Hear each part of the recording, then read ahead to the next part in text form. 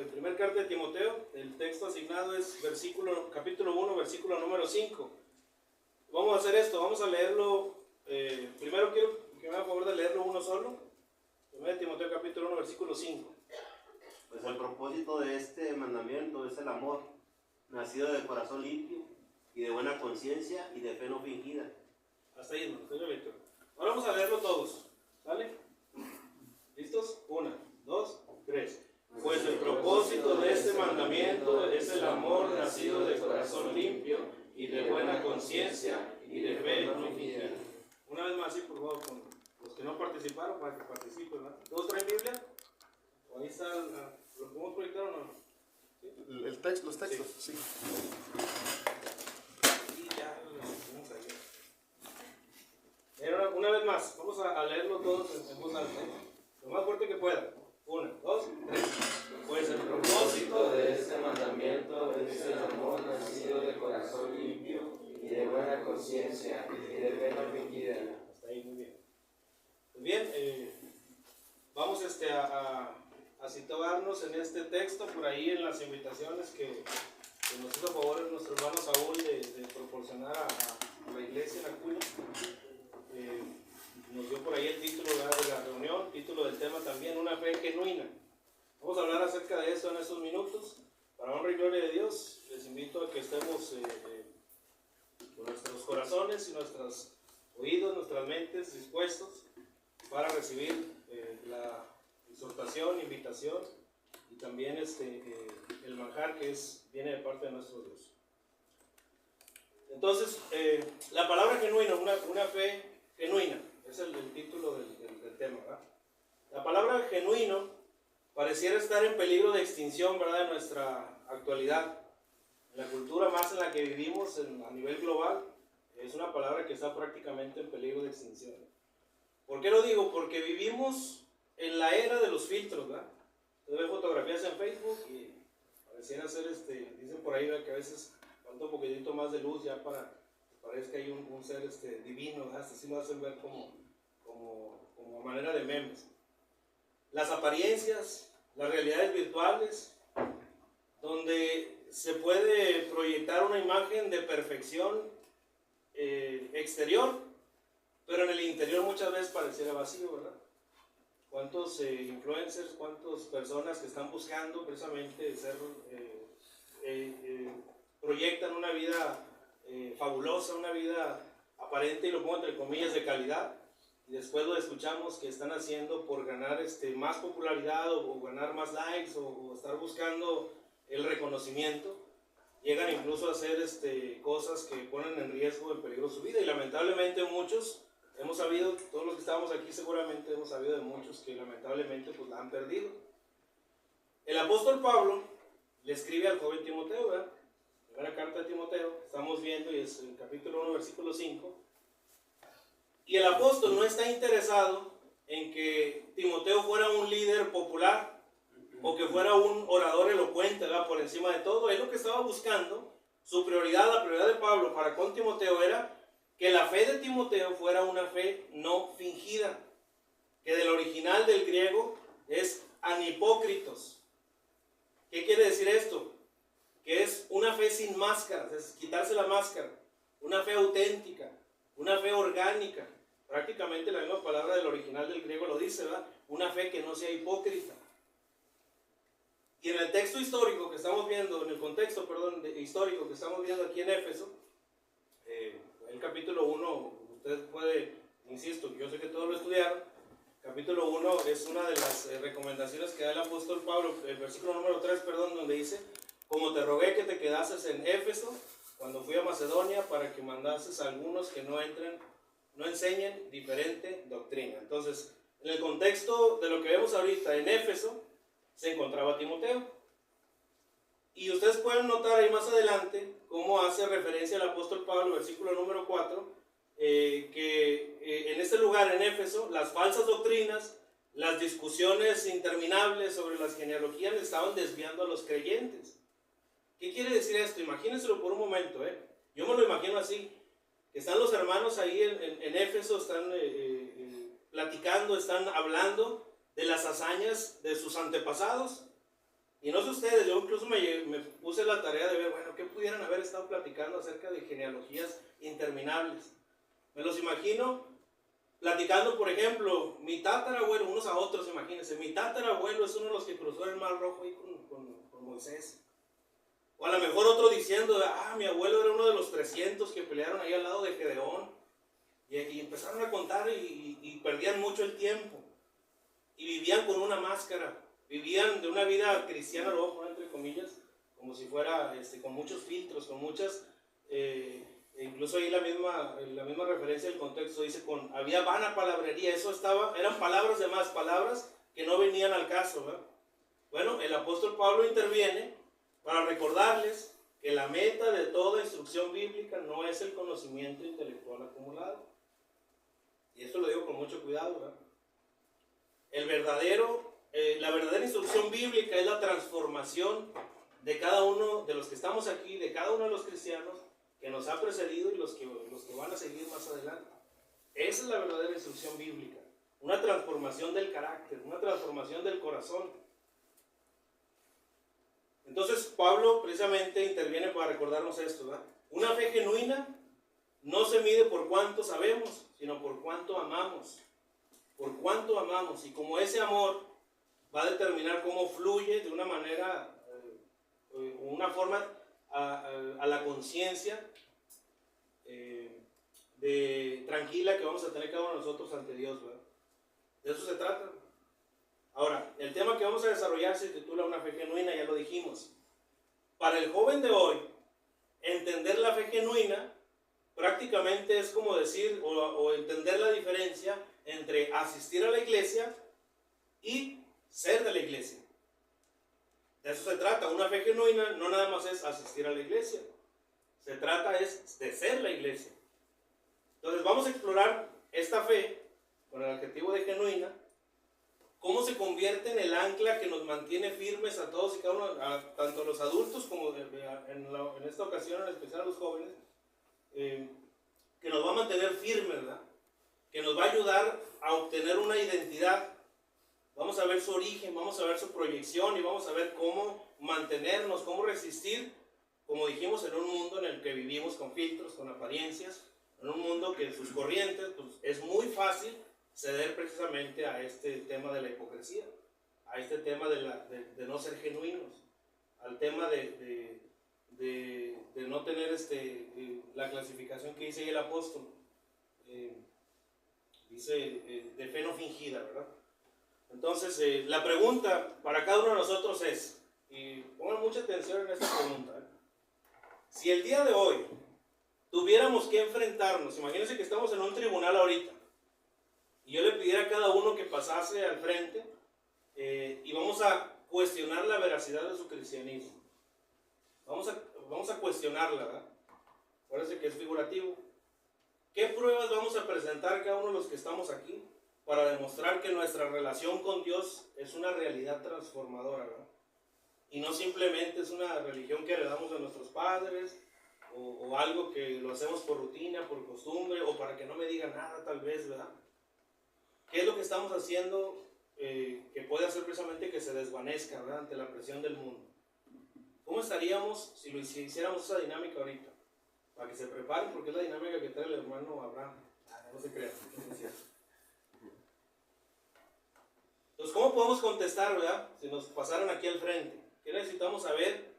¿Qué vamos a presentar? ¿Cómo le vamos a hacer si fuese ese examen? Imagínense que a lo mejor el examen de ahorita que el hermano diga, no, ¿saben qué? Ya no va a hacer preguntas, mejor vamos a ver de manera puntual, cada uno en lo individual, que me dé muestras de su fe genuina. ¿Qué vamos a presentar? ¿Qué vamos a hacer? Bueno, número uno, vamos a ver 3 puntos. Número uno, vamos a presentar como pruebas de origen que una fe genuina nace en el Evangelio. Y ahí está el ancla, ahí está la base, ahí está el fundamento. Una fe genuina nace del Evangelio. La fe, jóvenes, no nace del vacío, ¿verdad? No nace de nuestras propias emociones, sino de una verdadera, histórica y espiritual relación con el sacrificio de nuestro Señor Jesucristo. En el siglo I, los conocedores, o bueno, aquellos hombres que creían, los sabios, que se creían sabios, intentaban ellos añadir conocimientos secretos al evangelio, que eran los catalogados o los clasificados como los gnósticos.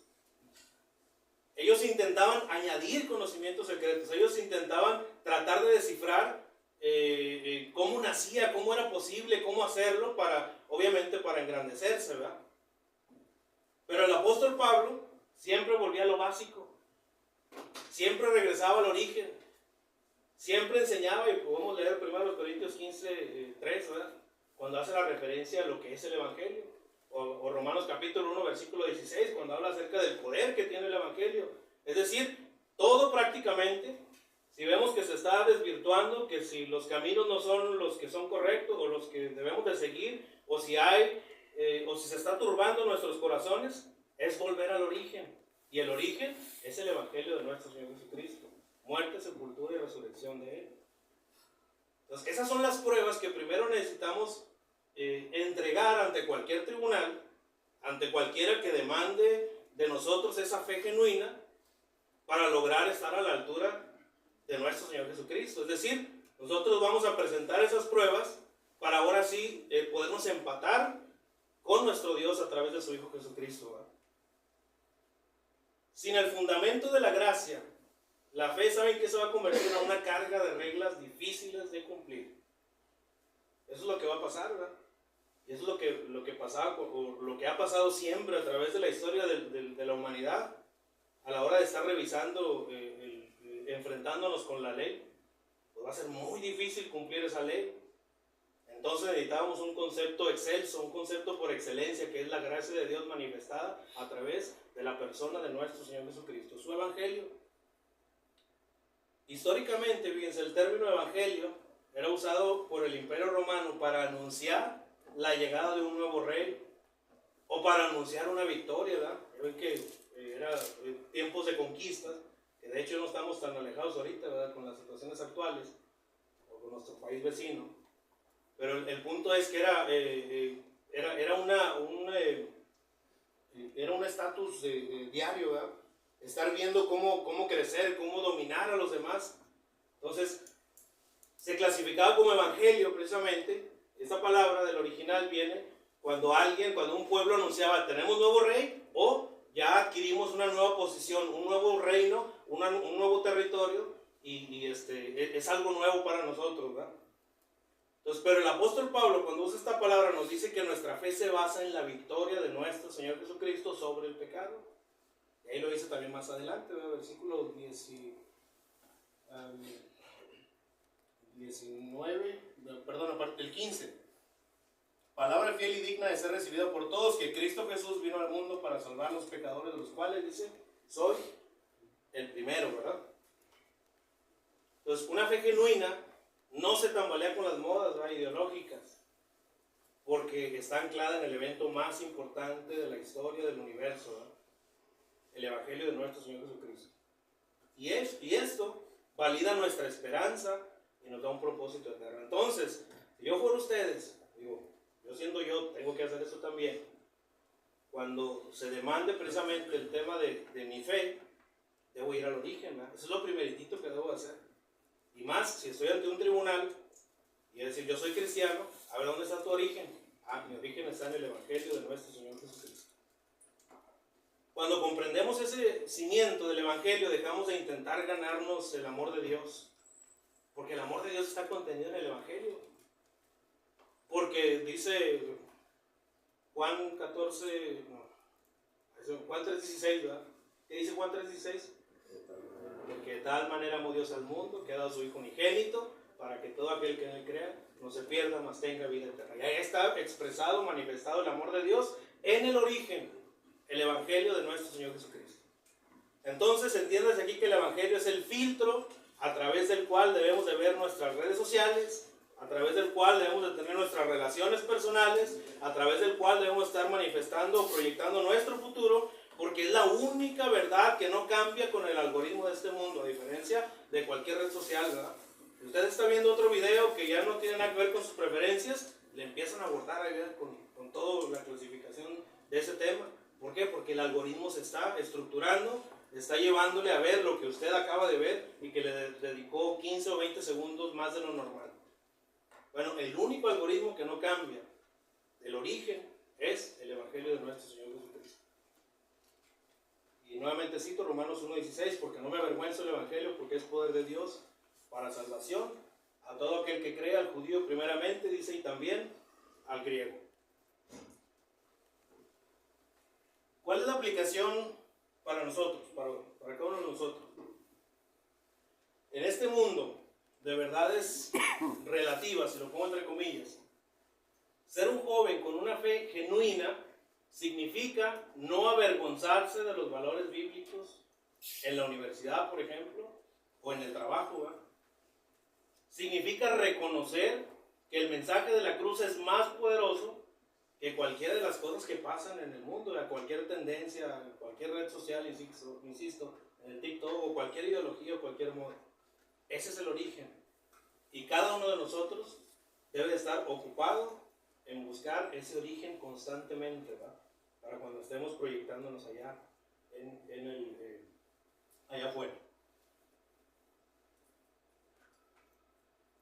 La otra vez le pedí a uno de los cuates que pasara a ver otra vez. ¿Cuál de los dos? Es algo sencillito, ¿eh? Te voy a prestar mi celular.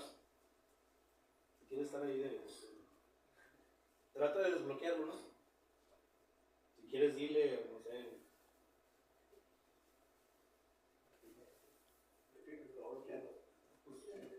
Ahí hablo con el hermano Junior, a ver cómo nos arreglamos. Me he podido darle 2 veces nada más. Ya, ahí lo desbloqueé. Ah, no. Aquí está donde no lo pude desbloquear. ¿Por qué no lo pudiste desbloquear? Y no era más fácil haberlo. Es así, creo que aparece. Te puedes llamar al 911, creo, ¿no? Algo así, sí, una llamada de emergencia, ¿verdad? No sé si ya se murió, ¿qué le pasó? Evidentemente, ¿verdad? El teléfono no reacciona, ¿por qué? Bien lo dijo ahorita, ¿verdad? Porque no se sabe la contraseña. Yo lo intento, no sé qué se me haya olvidado. Ah, sí, ahí está. Yo sí me la sé, ¿verdad? ¿Y eso qué, hermano? ¿Eso qué? Bueno, muchos de nosotros intentamos fundamentar nuestra fe en un esfuerzo, ¿verdad? Él hubiese pasado aquí 10 segundos, 15, no sé cuánto, y se hubiera bloqueado, ¿verdad? El teléfono, por seguridad. En la aplicación es que podemos esforzarnos, por ejemplo, en ser buenas personas allá afuera, o en sentimientos inspirados, por ejemplo, ¿verdad? Pero es precisamente como intentar desbloquear un teléfono. Estamos tocando el lugar equivocado, ¿verdad? No estamos tocando el origen, no estamos tocando el fundamento, no estamos poniendo el código correcto. Y lo que quiero decir es que el código correcto es el Evangelio de nuestro Señor Jesucristo, y eso no se nos debe de olvidar jamás. No podemos solamente conformarnos con decir, es que ellos me consideran que somos jóvenes buenos o jóvenes moralmente buenos. Deberían de considerarnos y reconocernos como jóvenes cristianos, jóvenes seguidores de Cristo, jóvenes que son de Cristo, jóvenes que saben que el Evangelio es la muerte, la sepultura y la resurrección del Señor, y que es la única base que abre el acceso a Dios. Y esa es una fe genuina que se origina precisamente en el Evangelio de nuestro Señor Jesucristo. Número 2. ¿Qué más vamos a presentar, verdad? Si alguien en un tribunal nos pide pues, que argumentemos o que nos defendamos o que digamos que realmente tenemos una fe genuina, pues obviamente la misma expresión lo dice, necesitamos evidencia. ¿Y cuál es la evidencia? Una fe genuina se proyecta con santidad, no solamente es reconocer la muerte, sepultura y resurrección del Señor Jesucristo, es estar alineado precisamente a ese principio, a ese origen. Y la santidad no es perfección absoluta, ¿verdad? Yo creo que a todos los que estamos aquí nos han enseñado en nuestros lugares de reunión qué significa ser santo, ¿verdad? ¿Alguien puede decirme qué significa? Apartados, ¿verdad? Para el propósito de Dios, apartados para Dios. Entonces, Pablo le dice a Timoteo que el amor debe nacer, ahí en el versículo número 5, que el amor debe nacer de un corazón, en amor dice de un corazón limpio. Dice el apóstol, de un corazón limpio. Imagínense, la cultura griega, en la cultura antigua, el corazón era el centro de la voluntad y de la toma de decisiones. Entonces todo se basaba de alguna manera en sentimentalismo. No sé si han escuchado la expresión, es que tengo una corazonada. Y se me hace como ir por acá y a veces dejamos de ver datos y análisis, tendencias, estadísticas, y nos vamos más por las corazonadas, ¿verdad? No sé si hayan escuchado a sus papás, a sus abuelos que muchas veces mencionaban eso, ¿verdad? Pero una fe que no cambia la forma en que vivimos es una fe que no ha entendido el Evangelio. Porque se trata de estar apegado constantemente a la relación directa con nuestro Dios, ¿verdad? Y la santidad precisamente es la evidencia externa de la realidad interna. Es el fruto natural de estar conectados a la vid que es nuestro Señor Jesucristo. Y es el deber ser, ¿verdad?, de todos y cada uno de los jóvenes, de los adultos, de los ancianos, de todos. Es la evidencia perfecta y palpable que podemos demostrar que tenemos una fe genuina. Entonces, tenemos una presión social ahorita muy grande, ¿verdad? Y no solamente los jóvenes, también los adultos, que veo aquí algunos. ¿Por qué? Porque el mundo nos ha dado a entender que vivir en santidad en el siglo XXI, en el siglo actual, es un acto de rebeldía. ¿Saben contra quién? Contra el sistema. Es un acto de rebeldía. ¿Por qué? Porque el sistema promueve que el placer y la ausencia de dolor son el fin supremo. ¿Han escuchado por ahí que está dentro del sistema una religión que dice pare de sufrir? Y usted me puede decir, pero hermano, ¿a poco a este mundo vinimos a sufrir? No, necesariamente no. Pero por la causa de Cristo, sí. Debemos de sufrir por la causa de Cristo. Debemos apegarnos precisamente a eso, porque es donde vamos a encontrar precisamente el deleite, es donde vamos a encontrar la paciencia. El mismo apóstol Pablo lo dijo ahí en Romanos capítulo 5, versículo 3.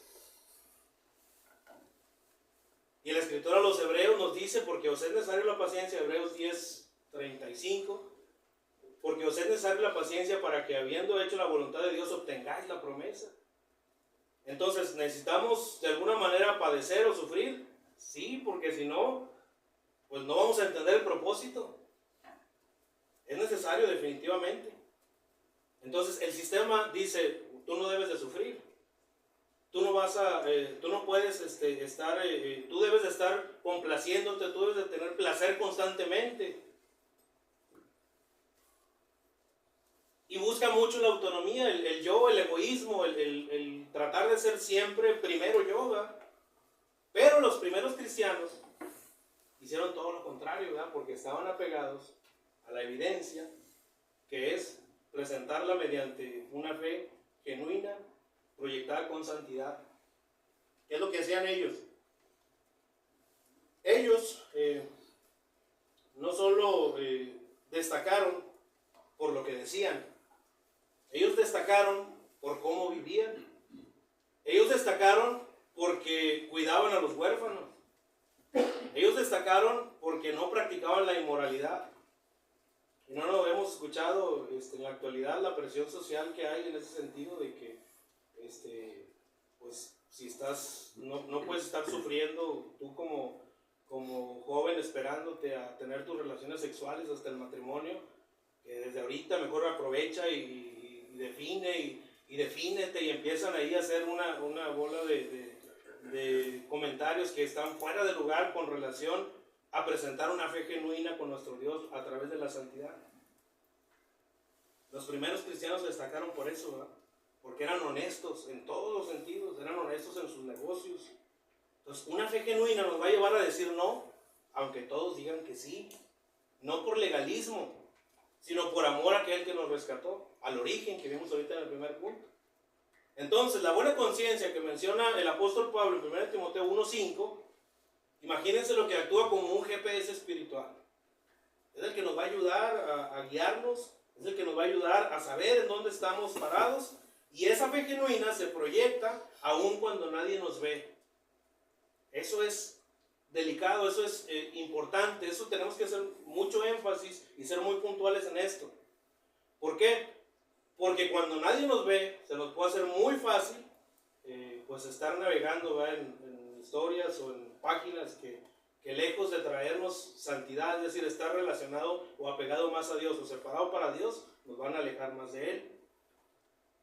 En cómo hablamos cuando no están los demás presentes, ¿verdad? Cómo hablamos de los demás. En la integridad de nuestros estudios también, o en el mismo trabajo de aquellos que trabajan. Entonces, la santidad hace que el mensaje del Evangelio sea atractivo para los demás, es el testimonio mismo, es una forma de predicar también. Es una forma de demostrar que el Señor Jesucristo vive en nosotros, porque estamos apartados para Él, estamos apartados para Dios.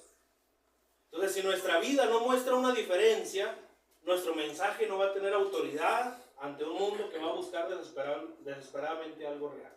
Y tarde que temprano, sea un joven, o sea un adulto o un anciano, tarde que temprano, sentirán muy fuerte ese vacío que solamente lo llena Dios.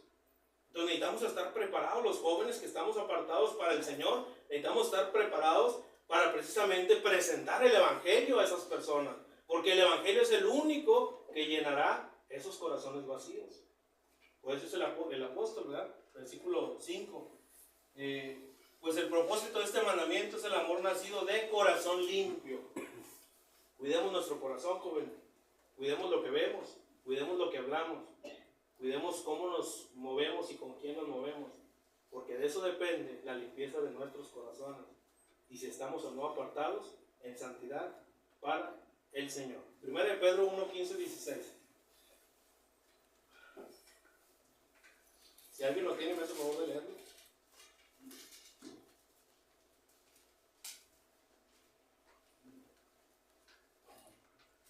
Sino como aquel que os llamó es santo, sed también vosotros santos en toda vuestra manera de vivir, porque Cristo está, sed santos porque yo soy santo. Gracias, señor. Entonces, ¿cuál es la aplicación aquí, joven? Prácticamente el reto del día, o el reto actual, es que la santidad se va a traducir en una higiene digital, porque aparentemente es donde nadie nos ve, ¿no? Si fuese así, si esto no fuera tan personal, pues ¿por qué le pongo contraseña? ¿No? Porque no quiero que lo veas, ¿no? Porque lo tengo aquí, ¿no? Pero tú crees que porque sea pecado, ¿no? Que vas a ver después los 300 pesos que tengo en el banco. Entonces es higiene digital, hermanos, y es pureza en las relaciones, ¿verdad? Esos son los dos principios, los dos puntos que deben de cuidar ustedes como jóvenes. Significa que cada uno de ustedes decide no participar, por ejemplo, del acoso, ¿verdad? Escolar o incluso hasta laboral, que se da también. Cuidar su mirada de la pornografía, mantener un lenguaje que edifica en lugar de destruir y demostrar que Cristo realmente reina en la voluntad de cada uno de ustedes. Que sí, tenemos libre albedrío, pero está situado precisamente en los límites que Dios, por su gracia y por su misericordia y su generosidad y su bondad, nos permite también hasta disfrutarlo, ¿verdad?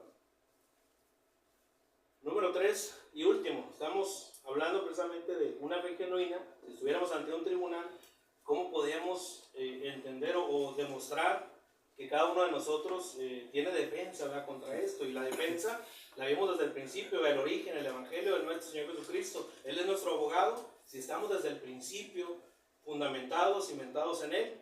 Pero también podemos entender que para que esto funcione, para que haya evidencia, pues necesitamos ser santos. Así como el Señor es santo, nos invita, nos exhorta, nos motiva para que todos y cada uno de nosotros también seamos santos. Entonces, ¿qué más pruebas debemos de presentar o cómo podemos prepararnos para el momento en el cual nos vaya a pedir esas cuentas?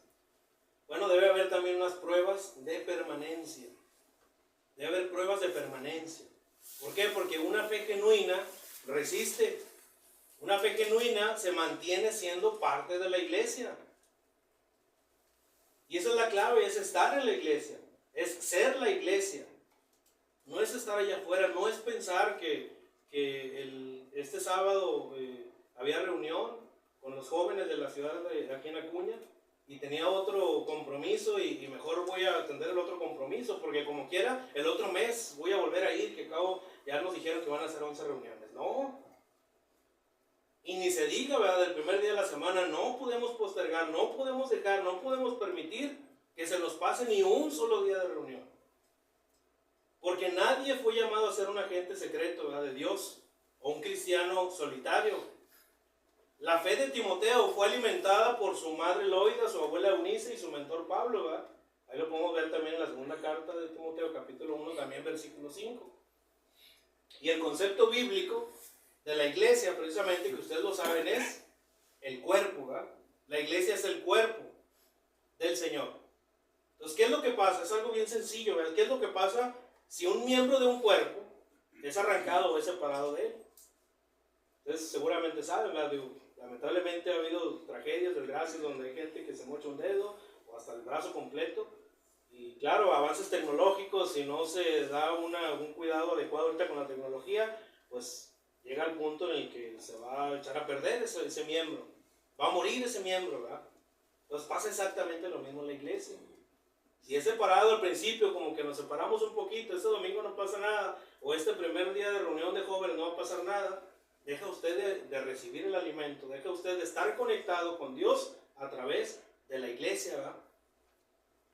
En la historia de la iglesia, las mayores persecuciones no pudieron destruir la fe porque los cristianos se mantenían unidos. Usted puede leer ahí en Hechos. Ellos mantenían sus porciones cuando menos cuando hubo aquella persecución en comunidades cuando menos pequeñas. Y ahí estaba la iglesia, el remanente, ahí estaba siempre, estaba fiel. Y nos dice ahí en el capítulo 2 que compartían todo y se fortalecían mutuamente la doctrina de los apóstoles. Porque es la comunidad, es la iglesia, es el cuerpo del Señor Jesucristo, ¿verdad? Entonces, para los jóvenes, hoy en día, para ustedes, la presión de grupo es poderosa. Porque es más fácil, es más deleitante en la carne, pues atender una invitación que va precisamente a darle deleite a la carne. Pero el compañerismo de grupo, esto que están haciendo aquí, a mí me llamó la atención ahorita, y que espero Dios nos ayude a todos, especialmente a los jóvenes. Que cada uno de ustedes se conozca, que cada uno de ustedes tenga su número telefónico. ¿Todos conocen aquí a los cuates? ¿Todos? Levante la mano, ¿quién no? Ahí hay uno que no los conoce ya. Intenten aplicarse más. Sí. ¿Ustedes conocen a los Pablos? ¿Alguien no los conoce? A lo mejor ahorita ya los conocieron porque los pasaron al frente, ¿no? Entonces, noten que necesitamos entender, que necesitamos ser un grupo, necesitamos ser una comunión, ¿verdad? Una comunidad, perdón. Porque la historia de la iglesia es lo que pasaba. Había persecución, había asuntos, había detalles, y la iglesia estaba unida, estaban tratando de atender sus problemas, ¿verdad? Porque la presión es poderosa, la presión del mundo, del grupo es poderosa. Pero cuando hay compañerismo en la iglesia, en el grupo de la iglesia, ese es el antídoto. Ahí está la sabiduría de Dios, ¿verdad? La salvación, lo sabemos, es individual. Pero cada uno de nosotros nos motivamos, dice el apóstol, al amor y a las buenas obras, cuando nos congregamos, cuando nos reunimos. Fortalecerse con el pueblo de Dios significa tener la humildad de pedir oración y la disposición de servir a otros, ¿verdad? Incluso hasta cuando es incómodo. ¿Cuántas veces nuestros padres o nosotros mismos tenemos alguna necesidad y no queremos externarla con la iglesia? ¿Por qué? Porque si ahora así como diría, somos los mismos, somos del mismo cuerpo. Pero nos gana más la vergüenza, nos gana más no sé qué es lo que pase, que preferimos contárselo allá a aquella persona que lejos de agarrar esa información, procesarla para darte un buen consejo, es todo lo contrario. Empiezas a generar en él envidias, recelo, coraje, y empiezan a pasar otras cosas que tú en el ámbito espiritual a lo mejor no lo estás viendo, pero que tarde que temprano van a regresar a ti. Entonces, la fe no es un sentimiento individualista, como es lo que trato de decir.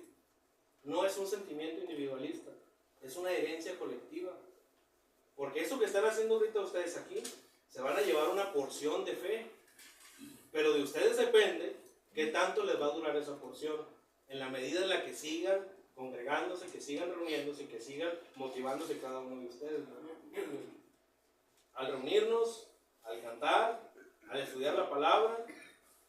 Eso nos ayuda, ¿saben? Aquí a recordar que no estamos locos por creer en Jesús. Porque allá afuera dijo el apóstol allá en los Corintios, ¿verdad? Que para los que están allá afuera les es locura. Esto que usted y yo estamos haciendo aquí, dicen que es una locura. Estamos perdiendo el tiempo, es lo que dicen ellos, ¿verdad? Mejor el lugar con el sistema, disfrutando ahorita, que es sábado, que es un día en que la mayoría no trabaja, que podemos estar haciendo aquello que nos gusta, aquello que nos divierte. Estamos perdiendo el tiempo, y lo pongo entre comillas, aquí sentados, escuchando a alguien que a lo mejor ni conocen. Pues la iglesia de Cristo es el lugar donde nuestra fe genuina es probada, es pulida y protegida del aislamiento del mundo moderno, ¿no? Ese mundo que intenta imponernos a través de las pantallas. Pues no dejen, o no echen en saco roto esto. Hebreos capítulo 10, versos 24 y 25. Y considerémonos unos a otros para estimularnos al amor y a las buenas obras, no dejando de congregarnos, como algunos tienen por costumbre, sino exhortándonos, y tanto más cuanto veis que aquel día se acerca. Pues, ¿cuál es la aplicación? En una época donde muchos dicen, Dios sí, pero iglesia no, así lo dicen, No, yo sí creo en Dios, pero eso de ir a la iglesia, pues no, yo creo en Dios y yo le oro a Dios en mi lugar y yo estoy allá, y creo que le dedico mucho tiempo y siempre estoy pensando en Dios. ¿De dónde sacaron esa doctrina? El joven con fe genuina valora la reunión, se goza de la reunión, está contento en la reunión. Eso implica dejar de ser espectador dominical, y esa es la invitación que quiero hacer a cada uno de los jóvenes que están aquí, ¿verdad? Ahorita el hermano Juan comentó que no veía quién más era cristiano. Puede levantar la mano, que sean jovencitas también, quienes sean cristianos de los que están aquí. No los voy a pasar al frente, ni mucho menos, no se preocupe. ¿Son todos? ¿Los demás son visitantes? ¿Sí? Si alguien de los que levantó la mano ve que uno de los que está de su lado no levantó la mano, aunque sea cristiano, dígame, porque más o menos siento que estamos hablando de la mitad. Si no otra vez, ¿pueden levantar la mano, por favor? ¿Cómo, hermanos? ¿Sí más o menos la mitad? Que sí, la mitad que no. Bueno, pues digo, pues gloria a Dios también, ¿verdad? Porque tenemos visitantes. Pero el punto es que necesitamos, aquellos que ya somos bautizados, la invitación es que dejemos de ser un espectador, ¿verdad?, dominical, y convertirnos en un participante activo, ¿verdad?, que apoye la obra, que busque mentores mayores, se rodea de amigos que lo impulsen hacia el Señor Jesucristo, no lejos de Él. Pues es lo que vamos a hacer al final cuando estemos en aquel tribunal. ¿Qué evidencia vamos a demostrar? ¿Qué evidencia vamos a presentar de esa fe genuina? Lo acabamos de ver, ¿verdad? Debe estar anclada, debe estar fundamentada en nuestro Señor Jesucristo, en su Evangelio. Debe de estar soportada también y proyectada por la santidad. Debemos de ser santos, debemos de buscar estar apartados para Dios. Pero también necesitamos cuidar mucho la permanencia. No dejar de congregarnos, porque si no, tarde que temprano llegará el desánimo. Y se perderá un alma muy valiosa, y creo que es muy lamentable y muy triste saber cuántos jóvenes, de la porción que hay aquí, cuántos jóvenes hay en Ciudad Acuña, y solamente un remanente, una porción mínima, está congregado para glorificar a Dios. Entonces siéntase satisfecho porque usted está aquí. Siéntase contento porque usted le está sirviendo a Dios. Siéntase contento y no es un loco, no es una loca, porque al final de cuentas nuestras almas regresarán a Dios. Y si nos mantenemos, y si somos permanentes, si somos estables, si somos fieles, como lo dijo el Señor, hasta la muerte, entonces Él nos dará la corona de vida. Como conclusión, la fe genuina de la que el apóstol Pablo le habla a Timoteo no es una meta inalcanzable, ¿verdad?, para supercristianos. A lo mejor usted ve al predicador como, a lo mejor, no sé, tiene elocuencia, o a lo mejor usted ve que algunos de sus compañeros que son más preparados, o que les ve a usted el brillo de que realmente entienden de qué se trata esto, de estar en la iglesia, de tener una fe genuina. No es una meta inalcanzable, ¿verdad?, para aquellos supercristianos. es un estándar de vida para todo aquel que ha sido lavado por la sangre del Cordero. Es una meta, es un proceso, es un procedimiento que hay que seguir. Cuando nos apegamos a la voluntad de Dios, el proceso se facilita. Pero cuando nos despegamos y nos apegamos más a las corrientes del mundo, se dificulta. Se hace visible o se proyecta, ¿verdad?, a través de nuestra santidad y resiste las tormentas cuando estamos unidos en o con, mejor dicho, la iglesia, ¿verdad? Entonces, una fe fingida es una máscara, ¿verdad? Es como decimos coloquialmente, ¿verdad?, cuando tenemos un pie en la iglesia y un pie allá en el mundo, ¿verdad? Pero una fe fingida es una máscara que se cansa. Ese es el fin de la hipocresía, es el fin. Se cansan. Si vieran cuántos adultos están cansados de estar fingiendo y llegan derrotados, llegan deshechos, llegan destrozados con sus matrimonios, con sus vidas, con sus trabajos, todo por no haberse quitado la máscara en tiempo. Entonces, ustedes que están jóvenes, aprovechen los consejos divinos, aprovechen los consejos que vienen de parte de Dios, quítense esa máscara, dejen de ser unos en la escuela, en el trabajo y otros en la iglesia, porque vale la pena servir al Señor, porque el Señor no murió para que viviéramos de apariencias, ¿no?, sino para que tuviéramos una vida nueva y una vida auténtica y una vida en abundancia, lo dice así el Señor. Él es el autor y consumador de la fe, ¿verdad?, de nuestra fe. Entonces, si sentimos que nuestra fe ha sido superficial o que nos hemos alejado de ese fundamento que vimos ahorita, recordemos que el Señor nos está esperando con los brazos abiertos. Vale la pena el tiempo que nos quede, ¿verdad?, o a 60 años, no sé, dice la Escritura 70, lo más robustos 80. A lo mejor ustedes tienen 20 años promedio, pues 60 años más que el Señor les preste de vida, que ojalá y así sea, o sean más, pero ese tiempo no se compara con la eternidad con Dios o la eternidad sin Dios. Es una decisión personal, pero podemos hacer llevadero esto de manera